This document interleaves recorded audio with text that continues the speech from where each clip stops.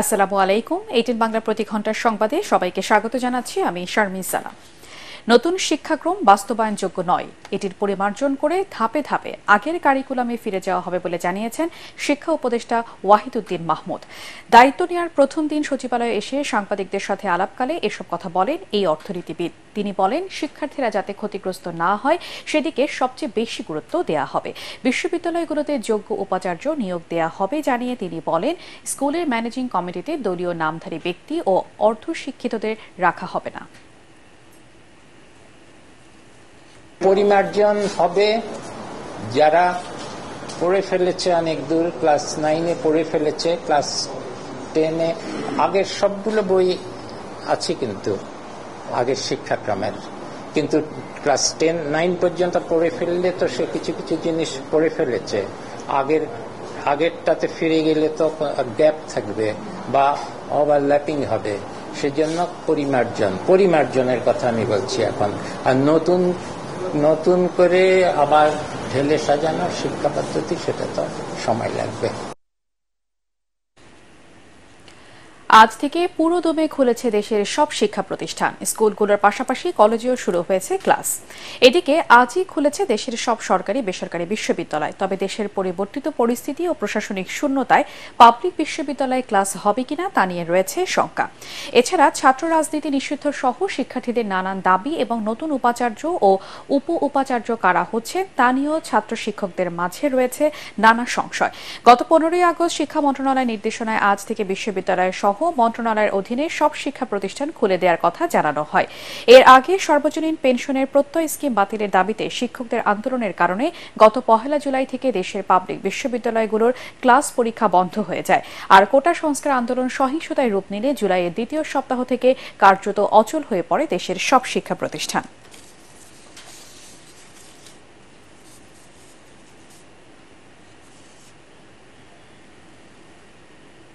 দর্শক, এই মুহূর্তে ঢাকা বিশ্ববিদ্যালয়ে আছেন আমাদের সহকর্মী মাজহারুল হক মুহাজির। আমরা এখন সরাসরি চলে যাচ্ছি তার কাছে। মুহাজির, শিক্ষার্থীদের উপস্থিতি কেমন দেখছেন? ক্যাম্পাসে ফিরে কি বলছেন তারা?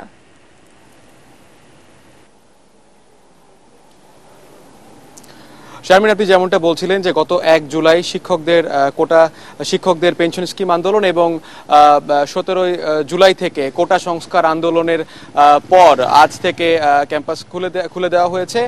আমি সকাল থেকেই ঢাকা বিশ্ববিদ্যালয় এলাকায় আছি। ঢাকা বিশ্ববিদ্যালয়ে আমি বেশ কয়েকটি বিভাগে বেশ কয়েকটি অনুষদের সামনে গিয়েছিলাম। আমরা জানতে চেষ্টা করেছিলাম যে এখন সেখানে কি কার্যক্রম চলছে। সামাজিক বিজ্ঞান অনুষদ এবং এই মুহূর্তে আমি যে জায়গায় আছি কলা ভবনের সামনে, আমরা কিন্তু আসলে শিক্ষার্থীদের উপস্থিতি একেবারেই কম দেখছি। খুব স্বাভাবিকভাবে আজকে থেকে যেহেতু চালু হয়েছে, শিক্ষার্থীদের উপস্থিতি কম। বিভিন্ন যে কার্যক্রম রয়েছে একাডেমিক কার্যক্রম, সেই কার্যক্রমের জন্য শিক্ষার্থীরা আসছেন, তারা আসলে তাদের সেই কাজটি করে আবার চলে যাচ্ছেন। আমরা এর আগে কেন্দ্রীয় লাইব্রেরিতে গিয়েছিলাম। কেন্দ্রীয় লাইব্রেরি যে সচরাচর যে দৃশ্য আমরা দেখি যে উপচে পড়া ভিড় থাকে, সেই ভিড় নেই এখন। তারা শিক্ষার্থীরা আসলে আসছেন, সেই সংখ্যাটা একেবারেই কম। তবে বিশ্ববিদ্যালয়ের যারা শিক্ষার্থী রয়েছেন তাদের সঙ্গে আমাদের কথা হয়েছে।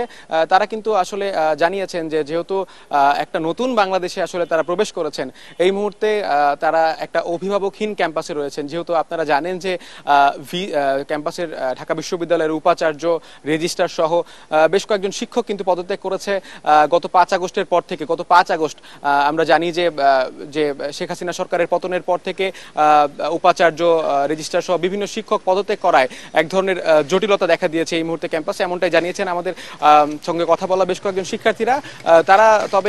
তারা এই মুহূর্তে আসলে তাদের একটা প্রত্যাশার কথা আমাদেরকে জানিয়েছেন যে যেহেতু নতুন বাংলাদেশের তারা প্রবেশ করেছেন, একটা অনেক তাজা প্রাণের বিনিময়ে তারা এই নতুন বাংলাদেশটা পেয়েছেন। সেই নতুন বাংলাদেশে এই ঢাকা বিশ্ববিদ্যালয় ক্যাম্পাসে আর যেন কোনো লেজুর ভিত্তিক ছাত্র সংগঠনের কোনো যেন প্রভাব না থাকে। বিশেষ করে হলগুলোতে যে গণরুম কালচার রয়েছে, সেই গণরুম কালচারটা যেন বন্ধ হয়ে যায়। শিক্ষার্থীরা যেন মন খুলে কথা বলতে পারে, তারা যেন তাদের মনের ভাব মন খুলে প্রকাশ করতে পারে, সেই দাবিটি কিন্তু আসলে আমাদেরকে জানিয়েছেন শিক্ষার্থীরা। সাধারণ শিক্ষার্থীরা তারা আরো বলেছেন যে এখন একটা সময়ের দাবি যে আসলে দ্রুত ভিসি, রেজিস্ট্রার সহ সবকিছুকে আসলে মানে সব ভুল শুধরে তারা যেন আবার আসলে নতুন করে পথ চলতে পারেন, সেটা কিন্তু আমাদেরকে জানিয়েছেন এই শিক্ষার্থীরা।